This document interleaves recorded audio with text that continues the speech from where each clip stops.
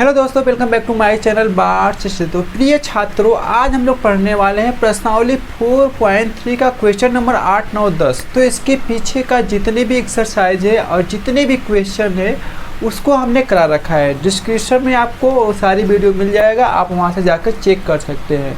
तो चलिए बिना देरी करते हुए वीडियो को करते हैं स्टार्ट करने से पहले भाई का नाम जान लीजिए। भाई का नाम है विनय कुमार और आप देख रहे हो मेरा यूट्यूब चैनल बार्स स्टडी। तो चलिए शुरू करते हैं। हाँ तो प्रिय छात्रों, देखते हैं हम लोग क्वेश्चन नंबर 8 क्या कह रहा है कि 2 पानी के नल एक साथ एक हौज को 9 सहित 3/8 घंटों में भर सकते हैं। बड़े व्यास वाला नल हौज को भरने में कम व्यास वाले नल से 10 घंटे का समय कम लेता है।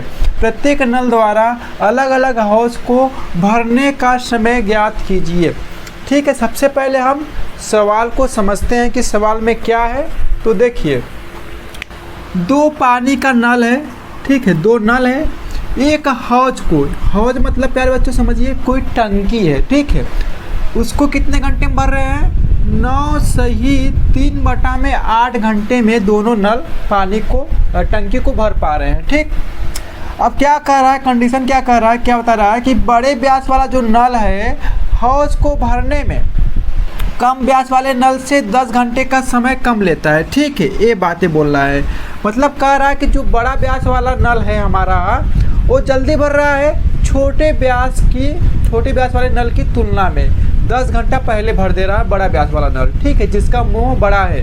ठीक है, तो यही बातें कह रहा है। अब कह रहा है कि अगर हम प्रत्येक नल मतलब दोनों नलों को प्रत्येक नल द्वारा अलग अलग हौज को भरने का समय ज्ञात कीजिए। अब वो क्या पूछ रहा है कि अगर हम बड़ा व्यास वाला नल केवल खोले तो कितने समय में टंकी भरेगा, या फिर पूछ रहा है कि छोटा व्यास वाला केवल नल अगर हम खोलें तो कितने समय में टंकी पूरा भर जाएगी। ये सवाल है आपका। सवाल आपको समझ में आए? देखिए पर बच्चों, इसमें बहुत ज़्यादा लिखना है, ठीक है, तो हम कुछ चीज़ें लिख दिया हूँ क्योंकि बहुत ज़्यादा इतना लिखेंगे तो टाइम ज़्यादा जाएगा, तो आप क्या करेंगे, वीडियो नहीं देखेंगे, स्किप करके चले जाएंगे। तो हमने लिख दिया है, मैं आपको समझाऊंगा, फिर इसके बाद और सवाल को हल भी करूंगा। ठीक है, तो चलिए देखते हैं मैंने क्या लिखा है। देखिए, सबसे पहले हम मान लेते हैं कि माना बड़े नल द्वारा हौज को भरने में लगा समय, मतलब ये मान लेते हैं कि बड़ा नल कितने समय में टंकी को भर रहा है, x घंटा में। ठीक है, ये हमने कोई चर राशि मान लिया x घंटा। अब फिर तब छोटे नल, अब देखिए, तब छोटे नल द्वारा हौज को भरने में लगा समय x प्लस में 10 घंटा। यही बातें अभी यहाँ पर हो रही थी कि बड़ा व्यास वाला नल जो है हौज को भरने में कम व्यास वाले नल से 10 घंटे का समय कम लेता है। कहने का यही मतलब हुआ ना कि कब ये 10 घंटा समय कम ले रहा है, तो मतलब छोटा नल वाला 10 घंटा ज़्यादा समय ले रहा है, तो हमने 10 घंटा इसमें जोड़ दिया। ठीक, ये हो गया। अब क्या निकाल रहे हैं कि 1 घंटे में बड़े नल द्वारा हौज का भरा भाग, मतलब अगर हम बड़े व्यास वाले नल को 1 घंटे के लिए खोल देते हैं तो कितना भाग भरता है टंकी का, 1/x भाग। ठीक, इसी का ठीक उल्टा हो गया। अब फिर हम निकालेंगे कि 1 घंटे में छोटे नल द्वारा हौज का भरा भाग, इसका उल्टा हो जाएगा। छोटा नल 1 घंटे में कितना टंकी का भाग भर रहा है, 1/x प्लस 10। ठीक, ये हो गया। अब निकाल रहे हैं कि दोनों नलों द्वारा 1 घंटे में हौज का भरा कुल भाग, मतलब जब दोनों नलों को 1 घंटे के लिए खोल देते हैं तो कितना टंकी का भाग भर रहा है। तो दोनों नलों द्वारा 1 घंटे में, ये देखिए, ये बड़ा नल वाला भर रहा था, ये छोटा नल वाला भर रहा था। अब दोनों का हमने जोड़ दिया तो दोनों नल 1 घंटे में कितना टंकी का भाग भरेंगे वो आ गया हमारा, यहाँ निकल के आ गया। देखिए, 1/x प्लस 1/x प्लस 10। अब x और x प्लस 10 का हमने क्या लिया, एलसीएम लिया। ये भिन्न का जोड़ है, आपको करने आता है, तो ये इधर गुणा हो गया, इधर गुणा हो गया। ठीक है, फिर यहाँ x 2x हो गया, फिर प्लस 10। ठीक, फिर यहाँ हमने 2 कॉमन लिया तो यहाँ x प्लस 5 और यहाँ x प्लस इंटू में x प्लस 10 है, ये है। ठीक है, तो आपका इतना हो गया। अब इसके बाद हम क्या निकाले, दोनों नलों द्वारा 1 घंटे में हौज का भरा भाग। ये तो आपका क्वेश्चन में दे रखा है 9 सहित 3/8 घंटे में दोनों नल टंकी को भर दे रहे हैं। तो हम क्या यहाँ निकाल रहे हैं कि देखिए, 9 सहित 3/8 ये कितना हो जाएगा, ये कितना हो जाएगा आपका 8 9 72 3 75 और बटे में 8 हो जाएगा। ठीक है, कहने का मतलब कि दोनों नल हमारा जो है 75/8 घंटे में टंकी को भर दे रहा है। ठीक, तो यहाँ पर हम क्या निकालना है कि दोनों नलों द्वारा 1 घंटा में कितना टंकी का भाग भरेगा, इसी का ठीक उल्टा हो जाएगा। तो 8/75 भाग भरेगा टंकी का। ठीक है, आपको इतना समझ में आ गया। आपका क्या करिए, इसका स्क्रीनशॉट लीजिए, फिर इसके बाद मैं चलता हूँ नेक्स्ट पेज पे, सवाल को आगे बढ़ाता हूँ। ठीक है, हाँ तो प्रिय छात्रों देखिए, हमने इक्वेशन नंबर 1 मान रखा है और इसको हमने मान रखा है इक्वेशन नंबर 2। ठीक है, ये देखिए जो हमने माना था उसके हिसाब से दोनों नलों द्वारा 1 घंटे में टंकी कितना भर रहा था वो आया था। और ये क्वेश्चन में ऑलरेडी पहले से दे रखा है कि 1 घंटे में दोनों नल द्वारा टंकी का भरा भाग। तो मतलब कहने का मतलब ये दोनों बराबर है, तो हम इन दोनों इक्वेशन को बराबर दिखाते हैं। ठीक है, तो यहाँ पर क्या लिखेंगे कि प्रश्नानुसार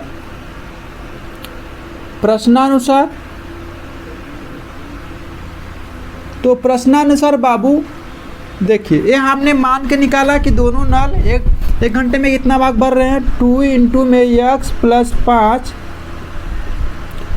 और बटा में है x इंटू में x + 10। ठीक है, ये आ गया और ये ऑलरेडी क्वेश्चन में दे रखा है, तो 8/75 हम लिख देते हैं।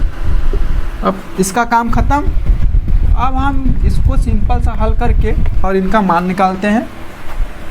तो सबसे पहले देखिए 2 यह कट जाएगा, 2 चौकी 8 होता है, 2 एकम 2।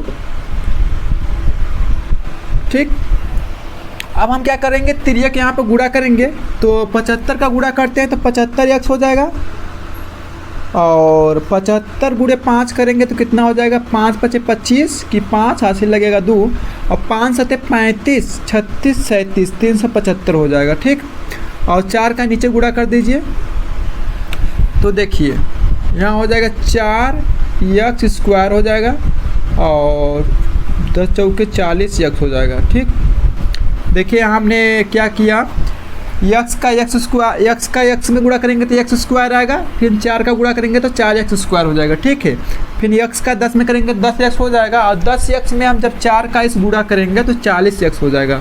ठीक है, आप सभी को एक साइड में लाते हैं, तो यहाँ से हमको हो जाएगा कुल मिलेगा 75x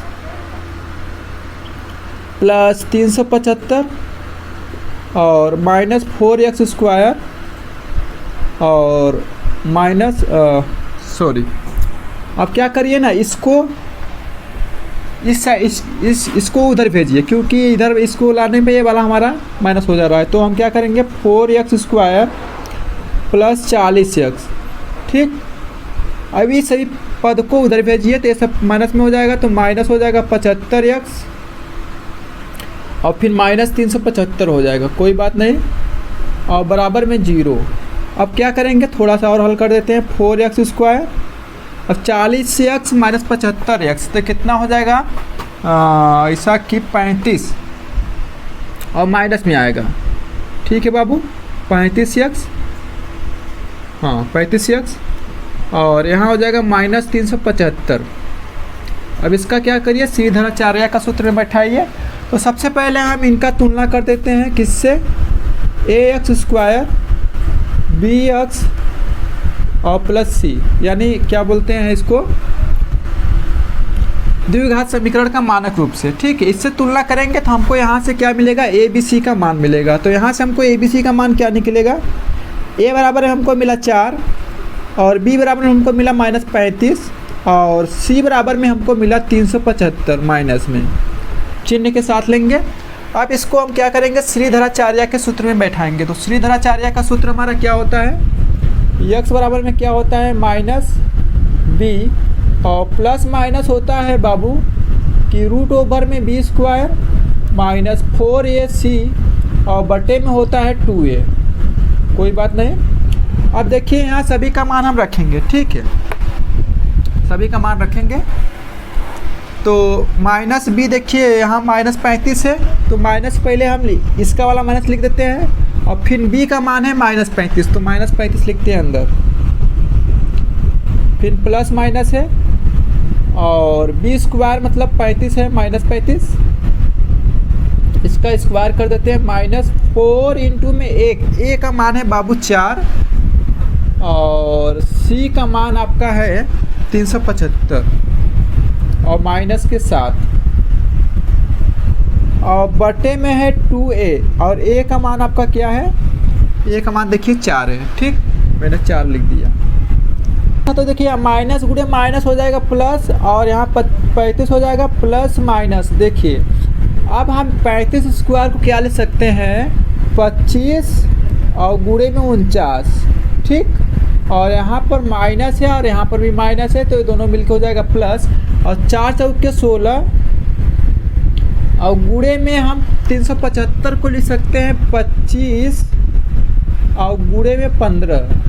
ठीक, हमने इसको क्यों इस प्रकार लिखा, क्योंकि यहाँ से हम क्या 25 को कॉमन ले लेंगे और थोड़ा मतलब सिंपल तरीके से हमारा सवाल हल हो जाएगा। तो आप क्या करिए, इसका स्क्रीनशॉट लीजिए, मैं इसको मिटाऊंगा। ठीक है, मिटा दो इसको। ठीक है,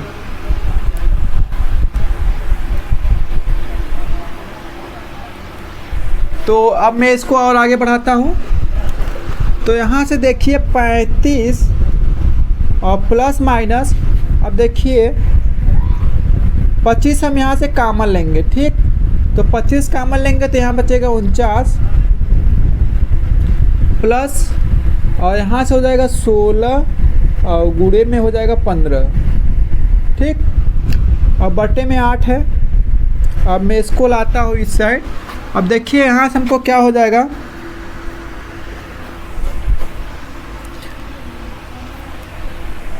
पैंतीस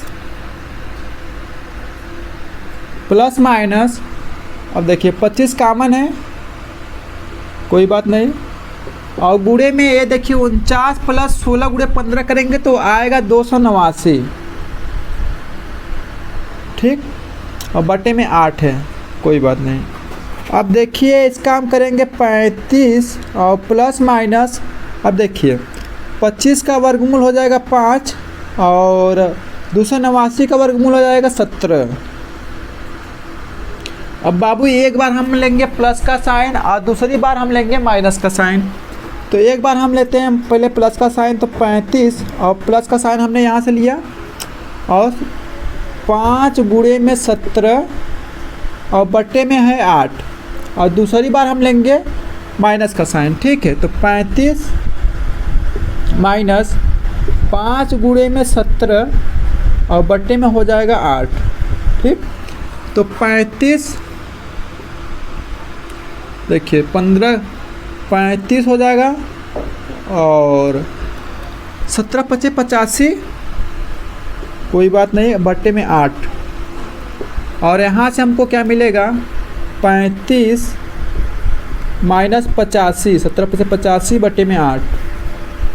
तो यहाँ से 35 और 85 को जोड़ोगे तो कितना हो जाएगा आपका, 5 5 10 और 8 3 11, 1 12, 120, और यहाँ से घटाओगे 35 85 में से 35, तो 5 में से 5 जाएगा 0 और 8 में से 3 जाएगा 5, माइनस में आएगा क्योंकि 85 हमारा 35 से बड़ा होता है और जो संख्या बड़ी होती है उसकी साइन लिया जाता है। ठीक है, यहाँ से 8 हो जाएगा। अब ये 8 से कटेगा तो हो जाएगा 8 1 कम 8 और 8 पर 40, 15 8 120 होता है। ठीक, तो यहाँ से हमारा 15 आ जाएगा और ये कटेगा ज़्यादा नहीं, 2 से कटेगा तो यहाँ माइनस 25 बटे में 4। तो देखिए यहाँ पर हमको बोला कि अलग अलग हाउस का भरने का समय ज्ञात कीजिए। तो समय बाबू हमारा माइनस में नहीं हो सकता है। ठीक है, जब भी समय आएगा तो प्लस में ही आएगा। तो हम क्या लेंगे, इस वाले संख्या को लेंगे 15। ठीक है, तो हमने वहाँ पर क्या मान रखा था कि जो बड़ा हाउस है उसको टंकी के भरने में यक्स घंटा। ठीक है, तो यक्स का मान हमारा क्या आया, 15 आया है। ठीक, ये हमारा यक्स का मान आया है। यक्स का मान क्या आया, 15 घंटा। मतलब कि जो बड़ा वाला टंकी नल है, बड़े व्यास वाला नल, उसको टंकी में भरने में कितना समय लगेगा, 15 घंटा। और जो छोटा व्यास वाला नल है उसको टंकी को भरने में कितना समय लगेगा, देखिए बड़ा व्यास वाला यक्स घंटा माना था तो ये आ गया हमारा 15 आ गया, क्या आ गया, 15 आ गया। ठीक है, और छोटे व्यास वाला नल कितना हमने माना था, यक्स प्लस में 10। तो यक्स का मान जब 15 है तो 15 रख देते हैं और प्लस में 10, ये बराबर में आ जाएगा 25 आवर। ठीक, तो ये आपका दोनों आंसर आ गया, ये बड़ा व्यास वाला और ये छोटा व्यास वाला समय ले रहा है। टंकी को फुल करने में। तो ये क्वेश्चन नंबर 8 आपका हो गया समाप्त। हाँ तो प्रिय छात्रों, हम लोग देखते हैं क्वेश्चन नंबर 9, जो कि क्या है कि मैसूर और बेंगलुरु के बीच 132 किमी की यात्रा करने में एक एक्सप्रेस रेलगाड़ी सवारी गाड़ी से 1 घंटा कम समय लेती है। ठीक, मध्य के स्टेशनों पर ठहरने का समय ध्यान में न लिया जाए। यदि एक्सप्रेस रेलगाड़ी और औसत चाल सवारी गाड़ी की औसत चाल से 11 किमी पर घंटा अधिक हो तो दोनों रेलगाड़ियों की औसत चाल ज्ञात कीजिए। ये आपका सवाल है। ठीक है, तो यहाँ थोड़ा सा मैं सवाल को समझा देता हूँ। देखिए, 2 स्टेट है मैसूर और बेंगलुरु। ठीक है, इनके बीच की दूरी दे रखा है 132 किलोमीटर, कोई बात नहीं, की यात्रा करने में। ठीक है, यदि ये एक एक्सप्रेस रेलगाड़ी की सवारी गाड़ी से 1 घंटा कम समय। ठीक, मतलब कहने का मतलब एक एक्सप्रेस रेलगाड़ी है जो एक सवारी गाड़ी की कंपेयर में 1 घंटा कम समय, मतलब 1 घंटा पहले पहुंच जा रही है, यही बातें कह रहा है। और कह रहा है कि जो स्टेशनों पर अगर रेलगाड़ी रुकेगी तो उसको उस समय को न लिया जाए। ठीक, और दूसरी बात कह रहा है कि यदि एक्सप्रेस रेलगाड़ी और औसत चाल सवारी गाड़ी के औसत चाल से 11 किमी पर घंटा अधिक हो, मतलब जो हमारा एक्सप्रेस रेलगाड़ी है वो सवारी गाड़ी की औसत चाल से कितना किमी पर घंटा अधिक है, 11 किलोमीटर पर घंटा अधिक है। ठीक है, तो चलिए इस सवाल को हल करते हैं। तो सबसे पहले लिखेंगे बाबू हल, मैंने लिख दिया हल। अब देखिए क्या, अब सबसे फिर लिखेंगे माना सवारी गाड़ी की औसत चाल, सवारी गाड़ी का औसत चाल हमने मान लिया। कोई चर राशि मान लेते हैं, x किलोमीटर पर आवर। मान लिया कि हमारा जो सवारी गाड़ी है वो किस रफ्तार से जा रहा है, x किलोमीटर पर आवर। तो तब एक्सप्रेस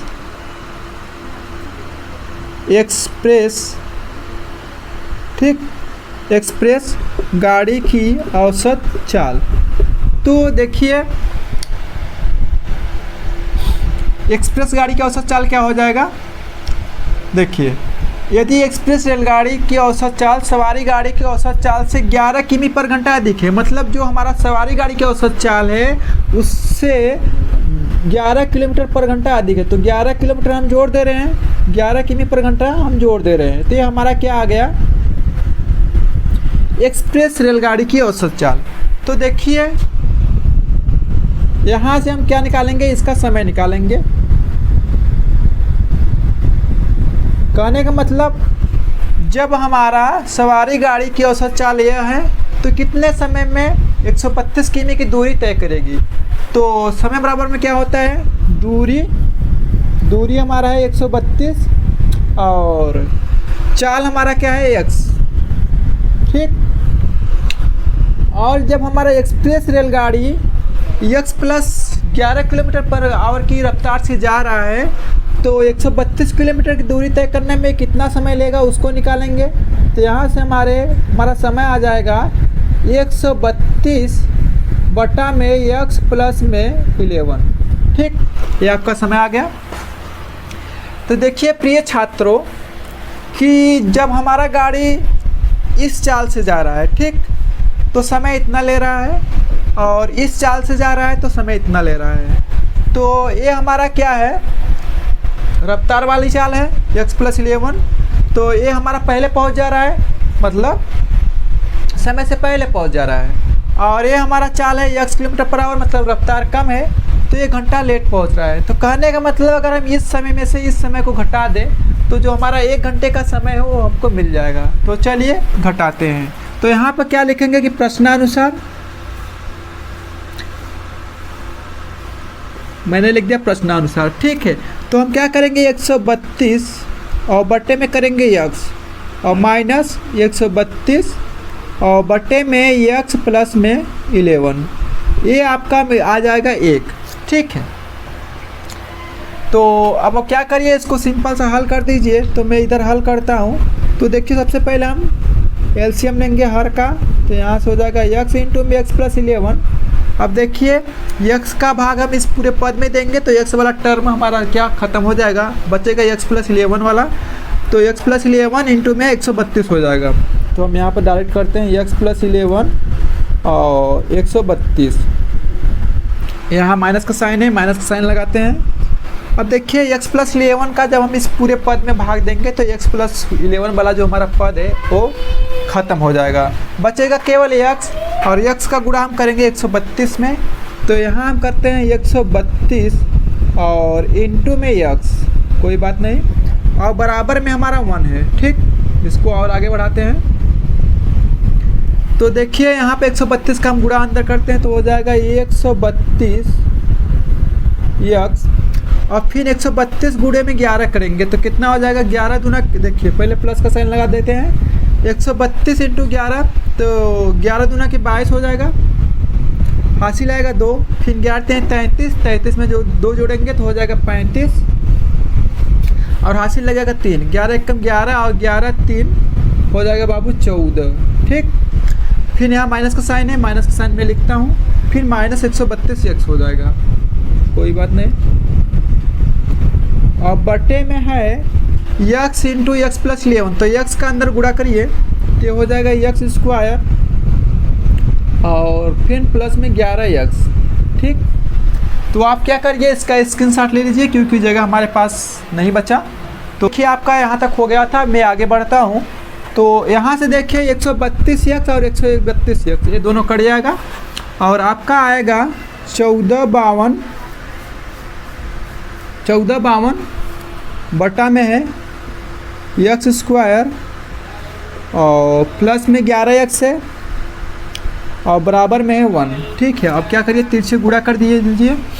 तो यहाँ से हो जाएगा x, क्या आएगा, x² प्लस 11x और बराबर में हो जाएगा 1452। 1452 को इधर लाइए तो यहाँ से कुल मिला के आपका आएगा x² प्लस 11x और माइनस 1452। तो प्रिय छात्रों, अब हम क्या करेंगे, 1452 का हम क्या निकालेंगे, फैक्टर। तो निकालते हैं 1452 का फैक्टर। और कैसा फैक्टर निकालेंगे, ऐसा फैक्टर निकालेंगे कि दोनों का जब आपस में गुणा कराएं तो आ जाए 1452, और दोनों को हम प्लस करें या फिर माइनस करें तो ये हमारा बीच वाला जो पद है वो हमको मिल जाए। तो इसका गुणा, इसका आएगा 44 गुणे में 33, 44 गुणे में 33 करेंगे बाबू तो आएगा आपका 1452, और 44 में से हम 33 को घटाएंगे तो 11x हमको मिल जाएगा। ठीक है, आप इसको देख लीजिएगा 1452 का फैक्टर। ठीक, तो यहाँ पर हम क्या करेंगे, वही फैक्टर अप्लाई करेंगे। तो यहाँ से हम क्या लिखेंगे कि यहाँ से हम लिखेंगे x² प्लस, अब देखिए इस 11x की जगह हम क्या लिख रहे हैं, 44x और माइनस 33x। ठीक है, 44x माइनस 33x करेंगे तो 11x आएगा, और 44 गुणे 33 करेंगे तो 1452 आएगा, और लास्ट में हमारा क्या है 1452, इसको लिख सकते हैं 1452। ठीक है, तो प्रिय छात्रों यहाँ तक आपका हो गया। अब हम क्या करेंगे, इनका बनाते हैं जोड़ा, और जोड़े में से लेते हैं कामन। तो यहाँ हमको कामन मिल रहा है x, तो x कामन ले रहे हैं तो यहाँ बचेगा अंदर x प्लस में 44, फिर यहाँ हमको बाहर मिल रहा है 33, तो यहाँ से हमको बचेगा x प्लस में 44। ठीक है बच्चों, x प्लस 44 बचेगा अंदर, सॉरी।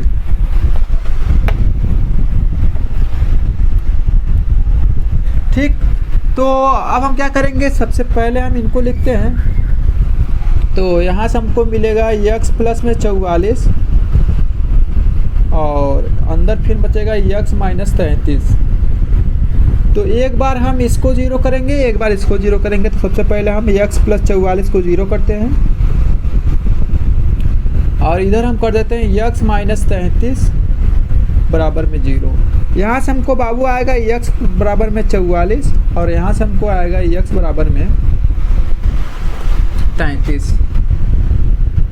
तो देखिए क्या पूछा है, औसत चाल पूछा है। ठीक, तो कहने का मतलब जो हमारा चाल है वो कभी ऋणात्मक नहीं हो सकता। ठीक है, जब भी चाल आएगा हमारा धनात्मक आएगा, तो याद रखिएगा। तो यहाँ पर देखिए माइनस आया -44, तो इसको हम नहीं लेंगे। ठीक है प्यारे बाबू, और यहाँ पर आया है +33, तो इसको हम लेंगे। तो हमारा क्या है, जो सवारी गाड़ी है, सवारी गाड़ी की चाल, तो यहाँ लिखेंगे, क्या लिखेंगे, जो हमने माना था सवारी गाड़ी की औसत चाल। तो प्रिय छात्रों, इसको हमने माना था x किमी पर घंटा, तो x का मान हमारा आया 33, तो यहाँ लिखेंगे 33 किमी पर आवर। ठीक, और फिर उसी प्रकार हम एक्सप्रेस गाड़ी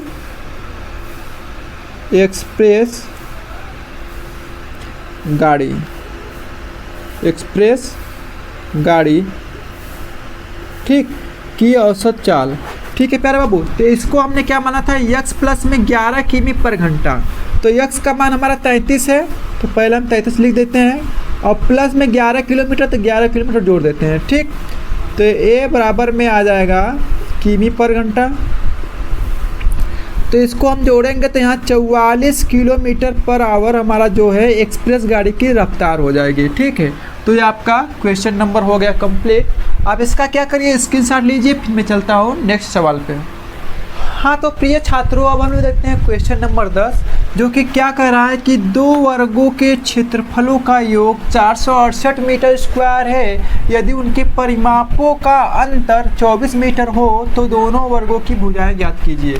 तो प्रिय छात्रों, तो सबसे पहले बात, आपको वर्ग क्या है ये मालूम रहना चाहिए, और प्लस वर्ग का क्षेत्रफल का सूत्र क्या होता है ये मालूम रहना चाहिए, और प्लस में वर्ग का परिमाप का सूत्र क्या होता है ये मालूम रहना चाहिए। तो चलिए सवाल को हल करते हैं, और हल करने के साथ साथ मैं आपको बताता भी हूँ। ठीक है, तो सबसे पहले हम मान लेते हैं कि माना, क्या मानेंगे कि माना हमको क्या पूछा है, भुजाएं पूछा है। तो जो चीज़ नहीं मालूम रहता है उसको हम कोई चर राशि मान लेते हैं। तो माना भुजाएं x तथा y है। ठीक है प्यारे प्रिय बच्चों, तो हमने भुजाएं मान लिया x तथा y। ठीक है, मतलब हमने 2 वर्ग माना है। ठीक, हमने 2 वर्ग माना, ये वर्ग है, मान लीजिए इसको बराबर बराबर में है सब। ठीक, एक का x है और दूसरे का y है। ठीक, तो आप सभी जानते हो कि वर्ग की सारी भुजाएं बराबर होती है। ठीक है, तो हम पहले की अभी बात कर रहे हैं इसका।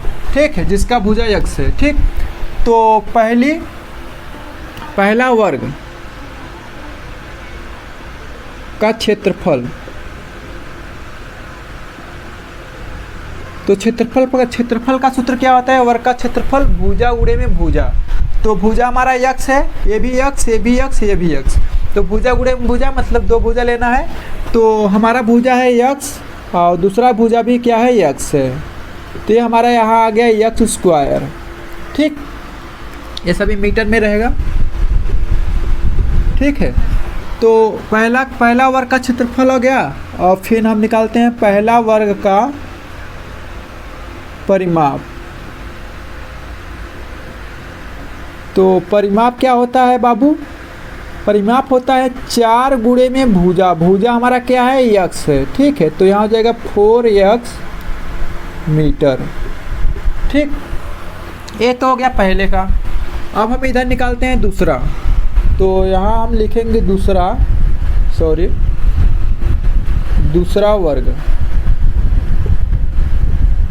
वर्ग का क्षेत्रफल। तो क्षेत्रफल क्या होता है, देखिए दूसरा वर्ग हमारा ये है, जिसका हमारा भुजा में क्या मान रखा है, y। ठीक है, y मीटर। तो दूसरा वर्ग का क्षेत्रफल हमारा क्या हो जाएगा, भुजा गुणे में भुजा, तो y हमारा क्या है, भुजा है। और एक भुजा और ले लेते हैं वाई स्क्वायर, तो y इंटू वाई बराबर में वाई स्क्वायर हो जाएगा। ठीक है, ये आपका आ गया दूसरे वर्ग का क्षेत्रफल। फिर यहाँ पर हम लिखेंगे दूसरा वर्ग का परिमाप निकालते हैं। तो परिमाप क्या होता है बाबू, परिमाप होता है 4 गुणे में भुजा, तो 4 और गुणे में भुजा हमारा क्या है, y है, कोई बात नहीं।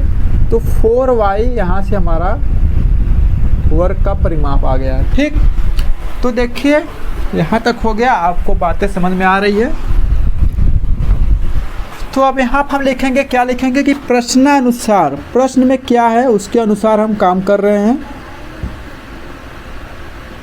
तो प्रश्नानुसार प्रश्न में क्या दिया है कि 2 वर्गों का क्षेत्रफल का योग, तो हम क्षेत्रफल का योग कर लेते हैं पहले। देखिए पहले वाले वर्ग का क्षेत्रफल हमारा x स्क्वायर आया है और दूसरे वाले वर्ग का क्षेत्रफल हमारा y स्क्वायर आया है, तो दोनों का योग हम कर लेते हैं।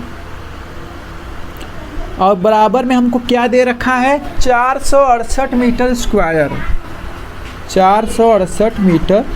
ठीक, तो इसको हम मान लेते हैं कि हमको मिला इक्वेशन नंबर 1। ठीक है, अब देखिए आगे क्या कर रहा है, यदि उनके परिमापों का अंतर मतलब घटाना। ठीक है, मतलब दोनों का अंतर कितना है, 24 मीटर दिया है, तो हम दोनों का अंतर पहले अंतर कर लेते हैं। तो देखिए इसका परिमाप हमारा 4x है, तो 4x यहाँ लिखते हैं पहले वाले वर्ग का परिमाप, और माइनस में दूसरे वाले वर्ग का परिमाप कितना आया है, 4y, तो यहाँ पर हम लिखते हैं 4y, और ये बराबर हमको दिया है 24।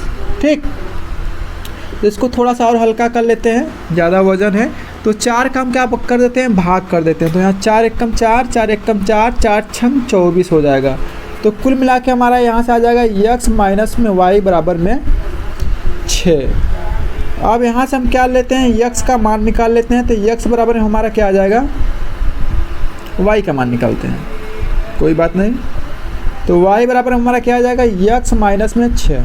ठीक, तो प्रिय छात्रों अब क्या करिए, y का मान यहाँ पर पुट करिए। हम यहाँ पर लिखेंगे, क्या लिखेंगे कि y बराबर में x माइनस 6 का मान समीकरण 1 में रखने पर, कोई बात नहीं रख देते हैं। तो देखिए यहाँ पर हमारा क्या है, x स्क्वायर, सबसे पहले x स्क्वायर को लिखते हैं, प्लस y स्क्वायर है, और y स्क्वायर के स्थान पर हमको क्या लिखना है, x माइनस में 6। तो यहाँ पर हम लिखते हैं x माइनस में 6 का होल स्क्वायर। ठीक, और बराबर में 468 है, तो इसको 468 लिख देते हैं। अब इसको हल करिए, तो देखिए प्रिय छात्रों a माइनस बी का होल स्क्वायर के सूत्र में बैठ रहा है, और उसी की हेल्प से हम इसको क्या करते हैं, ब्रेक करते हैं। तो यहाँ a का स्क्वायर a माइनस बी का होल स्क्वायर होता है a का स्क्वायर प्लस b का स्क्वायर माइनस 2ab।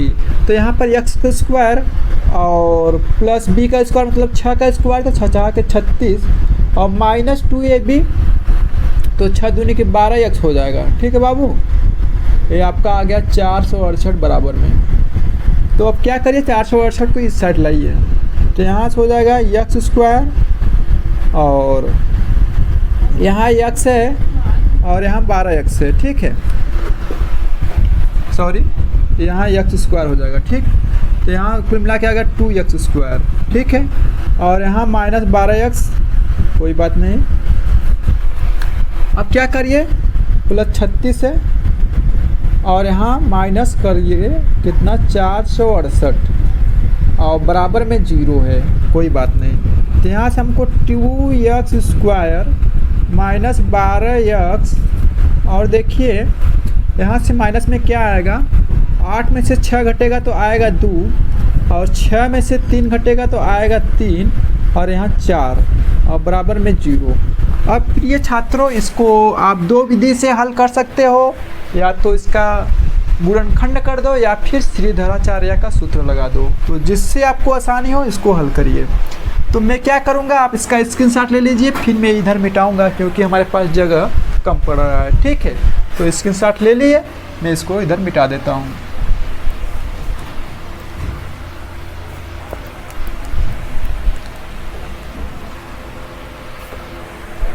हाँ तो प्रिय छात्रों, इसमें हम क्या करते हैं, सबसे पहले अगर ये कटेगा क्या, कट जाएगा, ठीक है। तो इसको और 2 से हम काट देते हैं, 2 एकम 2 हो जाएगा, यहाँ 2 छक्के 12 हो जाएगा। और फिर यहाँ से हम काटेंगे तो 2 एकम 2 दूनी के 4, फिर 2 एकम 2, 2 अट्ठे 16 हो जाएगा, 2 छक्के 12, ठीक है, 216। तो हम हाँ तो प्रिय छात्रों, यहाँ पर हमारा क्या आएगा, यक्स स्क्वायर माइनस 6x और माइनस 216। अब इसका क्या करिए, गुणनखंड विधि से इसको हल करते हैं। तो सबसे पहले हम 216 का क्या करेंगे, जो लास्ट वाला पद है हमारा, इसका करेंगे फैक्टर। कैसा फैक्टर करेंगे बाबू, कि हम इनका जब दोनों फैक्टरों को आपस में गुणा करें तो ये 216 मिल जाए, ठीक है। और प्लस दोनों फैक्टरों को जब हम प्लस करें या फिर माइनस करें तो हमको ये बीच वाली पद मिल जाए। तो ऐसा 2 फैक्टर हमको बाबू 18 मिल रहा है और दूसरा फैक्टर हमको मिल रहा है 12, ठीक है। इन दोनों फैक्टरों को हम लेते हैं, तो इनका जब आपस में गुणा करेंगे तो 216 आएगा, और 18 में से 12 बाबू हटा देंगे तो आ जाएगा 6x, यानी बीच वाली पद हमको मिल जाएगा। तो चलिए यहाँ पर हम क्या लिखते हैं, कहने का मतलब एक्स स्क्वायर माइनस 18x लिखेंगे, ठीक है, और प्लस में 12x लिखेंगे 6x की जगह। अगर हम 18 में से 12x को करेंगे माइनस तो आएगा माइनस 6x, ठीक है, और यहाँ माइनस 216 आएगा और बराबर में 0, ठीक। अब मैं इसको कर देता हूँ, इसको मिटा देता हूँ।